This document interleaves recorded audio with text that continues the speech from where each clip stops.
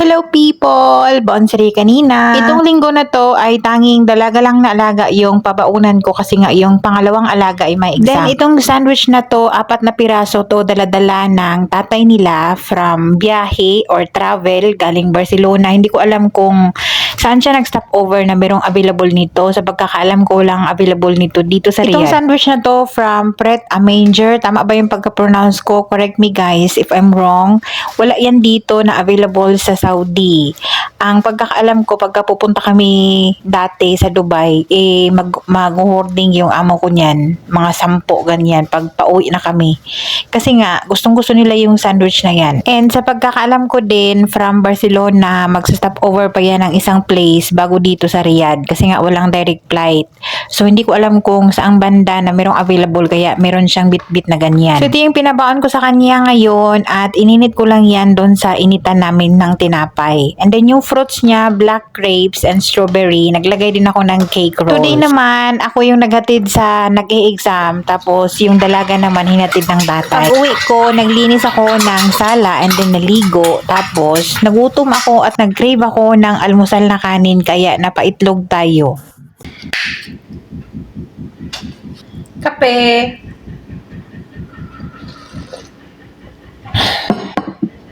Ganito yung ano ko. Itlog. Crispy, tapos goey lang yung ano natin ko. Tapos may ketchup. Nice.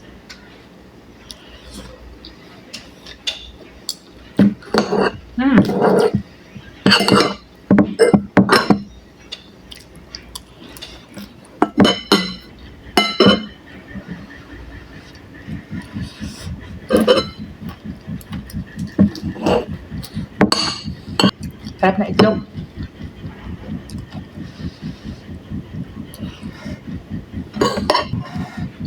Maingay yung background ko, siguro mga taon pa to bago mawala to dahil kaliwa kanan yung ingay dito at gumawa ng building yung mga kapitbahay. Hindi pa ako natapos almusal, saktong dumating na yung nag-e-exam. Yung driver lang yung kumuha sa kanya. Dahil kasi matapos yung exam niya, 9:30 nandito na siya sa bahay. At tinanong ko agad kung ano yung almusalin niya. Sabi niya crepe uli. Sabi ko hindi na pwede dahil matamis na kahapon. Iba naman ngayon. Kaya napili niya yung tuna. Yung ilalagay lang naman dyan, maraming lemon, request niya yan. Tapos mayonnaise, marami daw pero kinuntian ko lang yon.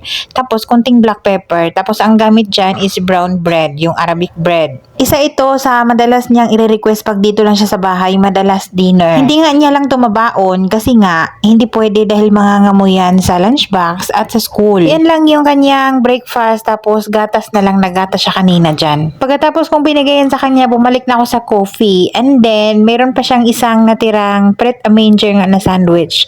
Sabi niya hati daw kami. So ininit ko yung buo tapos hinati ko. Yung kalahati sa kanya, kalahati sa akin. So inubos ko na lang din, at least meron pa naman akong kape. Ako lang at yung isang alaga ko nandito sa bahay sa mga oras na yan. Yung amo ko nakaalis na papuntang trabaho. Wala tayong paluto kanina pero meron tayong bread na i-upload.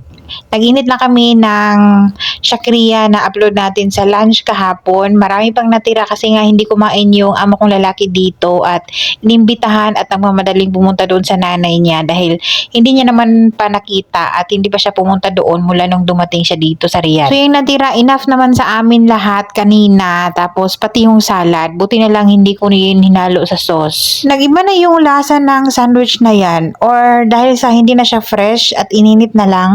Masarap kasi yan dati. Natikman ko yan talaga doon sa Dubai. Sa airport ng Riyadh, meron yan available. Doon palang kakain na kami. Tapos, mag-hoarding yung amo ko at dadalhin dito. Ganyan yung serye namin.